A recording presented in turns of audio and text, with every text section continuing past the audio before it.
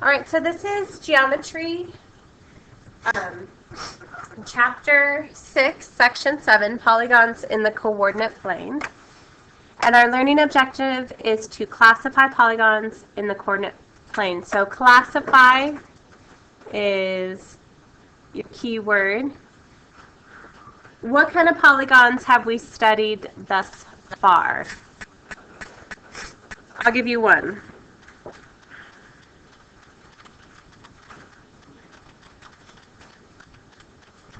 We've done quadrilaterals. What else have we done?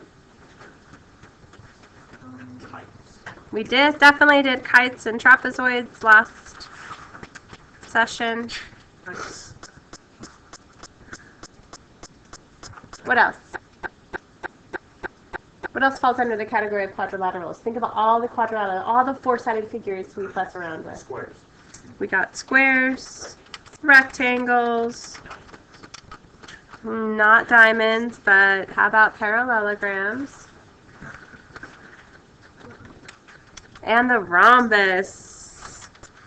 Okay, so when we're talking about classifying polygons, we're looking at calling each of these.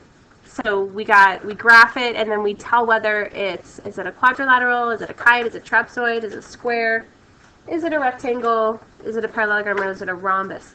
So we're going to be looking to identify what each item is. Now, there are 3 formulas that are going to help us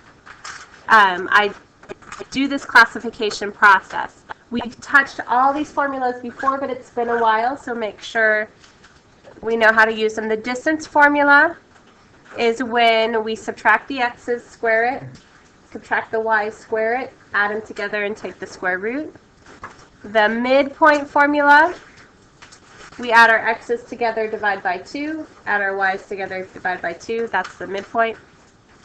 And of course, our friend, the slope formula that never, ever, ever goes away. So we use it when we have congruent sides, or to tell whether our sides are congruent or whether our diagonals are congruent. So we want to find those distances and then compare them to each other. That's when we use the distance formula. Midpoint, we use it to find the midpoint and tell whether the diagonals bisect each other. And then slope formula, we use it to determine if opposite sides are parallel or if diagonals are perpendicular. So that's this one here.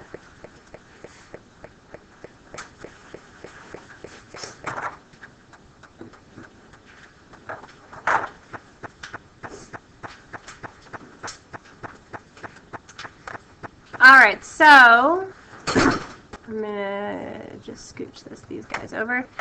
If I have a triangle DEF and its vertices are at 0, 0, 1, 4, and 5, 2, we need to determine, is this scalene, isosceles, or equilateral?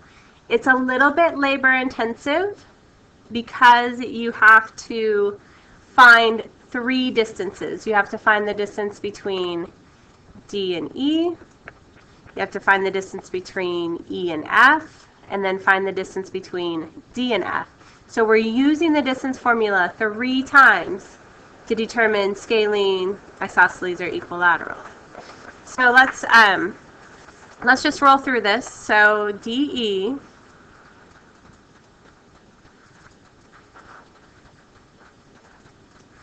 So DE is, we're going to apply this distance formula here. So we're going to take the x's. I'm going to go 1 minus 4 and square it. And the x's, it would be 1 minus 0, square it, and then the y's, which would be 4 minus 0, and square it. 1 minus 0 is 1, and 1 squared is 1. 4 minus 0 is 4, and 4 squared is 16. 1 plus 16 is 17, and the square root of 17 is not a whole number, so I'm going to keep it as the square root of 17 because I don't need to whittle it down to just decimals. All right, so let's do EF. So the distance between E and F, I'm going to square root. I'm going to subtract the x's, so it's 5 minus 1 square, and 2 minus 4 square. Simplify that down and you get 5 minus 1 is 4, and 4 squared is 16. 2 minus 4 is negative 2. Negative 2 squared is positive 4. And I get square root of 20. Now I look, are these the same? No, they are not congruent. So then we do, the last one we have is DF. So I do the same operations.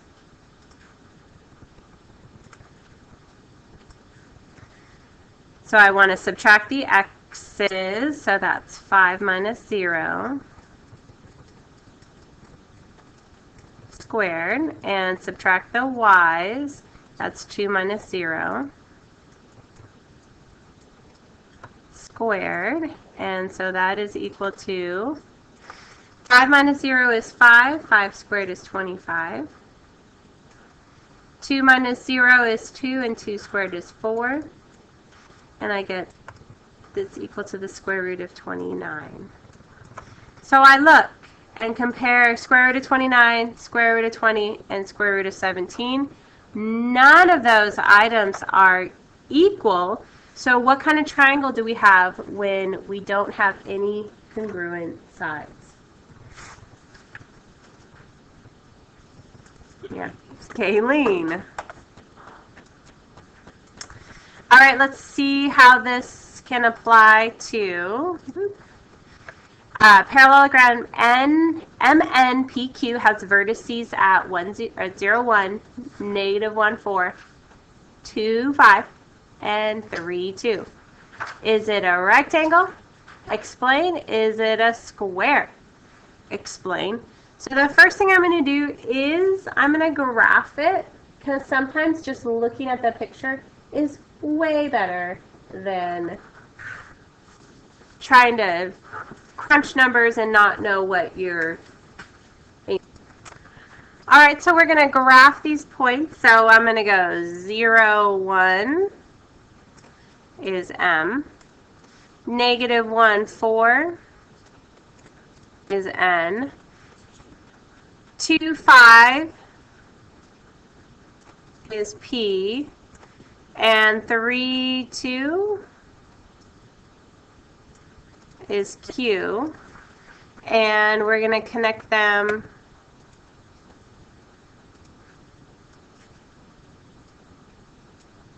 with straight lines. All right, so either way, it could be a rectangle or it could be a square. At this point, we do not know. That's the second part of this. So we're going to, when we want to determine so we have to look at what qualifies something as a rectangle. So going back to our rectangle properties, when we look at, to determine whether it's a rectangle, I can take these 4 lines, find the slopes of each of the 4 lines and compare them, and then find the 4 distances, find the slopes of those, or find the distances of those 4 lines. But I did my homework, and I know that a rectangle will have diagonals that if a parallelogram, then its diagonals are congruent. So if I find the distance of the diagonals, that's just how many lines, how many diagonals do I have? 2. So if I find the distance of those 2 lines versus the 4 for the whole quadrilateral, it's going to save ourselves some time. So I'm going to find the distance between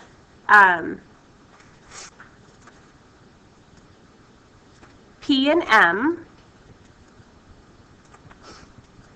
and I'm going to find the distance between N and Q. If those are congruent, then it's a rectangle. So PM is, P is 2, 5, and M is 0, 1. So I'm going to go subtract the x's. So M and P, so that would be 2 minus 0, and square it. Subtract the y's, which would be 5 minus 1, and square it. And then I get 2 minus 0 is 2, 2 squared is 4, 5 minus 1 is 4, 4 squared is 16. And I get PM is equal to the square root of 20. 20 isn't a perfect square, so I'm just going to leave it as square root of 20. So I can compare it a little bit easier. NQ, the distance between N and Q is the x's subtracted, so that's 3 minus negative 1 squared, and plus the y subtracted, that's 2 minus 4. If you struggle with integers and doing these operations, please feel free to do it on a calculator. Sometimes I have students who understand the topic but forgot that minus a negative is a positive, and it actually ends up marking them down. So 3 minus negative 1 is the same as 3 plus 1, which is 4. 4 squared is 16. 2 minus 4 is negative 2. Negative 2 squared is 4. And then that is equal to square root of 20. Compare the two distances. Are they the same? Yes. So it is a rectangle, yes, since the diagonals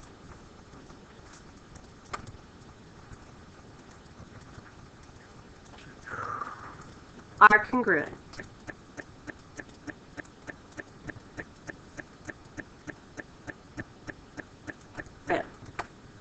Okay, so now to find out if it's a square, we already know it's a rectangle. To find out if it's a square, we're going to use the property that if the diagonals are perpendicular, it's a rhombus. We know if it's a rhombus and a rectangle that it's also a square. So we're going to take the diagonals, we're going to find the slope. So the slope of PM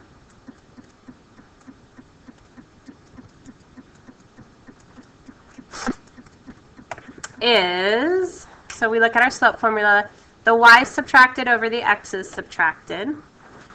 So PM, I'm going to subtract my y, so 5 minus 1, over subtract my x's, which is 2 minus 0. 5 minus 1 is 4. 2 minus 0 is 2. I simplify that down into 2 over 1.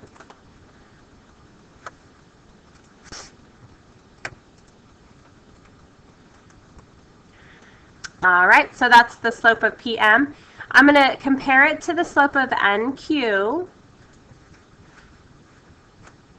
So NQ slope.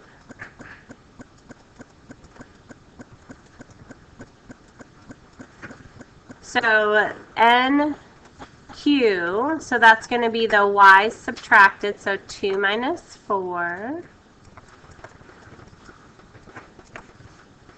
over the x's subtracted, then q. So that is 3 minus negative 1. That gives me negative 2 over 3 minus negative 1 is 3 plus 1, which is 4. So that is negative 1/2. And then I'm comparing the two. So you look at 2 over 1. Is it the negative reciprocal of negative 1/2? So you go, is it opposite? Yes. Is it the fraction flipped? Yes. So these, is it a square? We say yes.